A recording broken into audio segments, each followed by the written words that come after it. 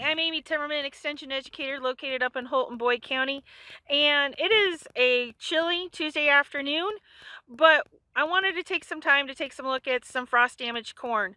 So Friday night we had a low temperature around 30 degrees, Saturday night we had a low of 29, Sunday we had a low of 29, and then Monday night we're back down to that 30 degrees. So very cold weather for May. And we are going to take some look at some corn that was planted about 2 weeks ago that was starting to emerge and looking at the damage associated with it. So when we start looking at our plants and these little corn seedlings that are emerging, it is amazing how we can see such a difference on frost damage within a row, within a few feet, depending on the topography of the row, the residue that is associated with it.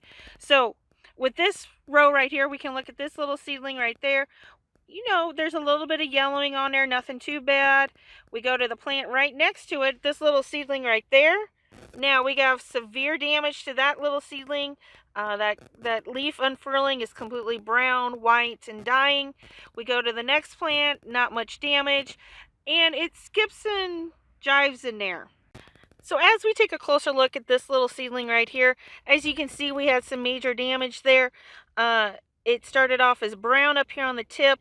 If you take a closer look, it is starting to turn white, and that whole little leaf is going to end up eventually dying. This next leaf tip is also white, and it will also die. But the wonderful advantage with corn is with this just starting to emerge, in all reality, it's going to slow down the corn, but it's not going to damage it because that growing point is still below the ground, and so it's still going to be able to come up and out.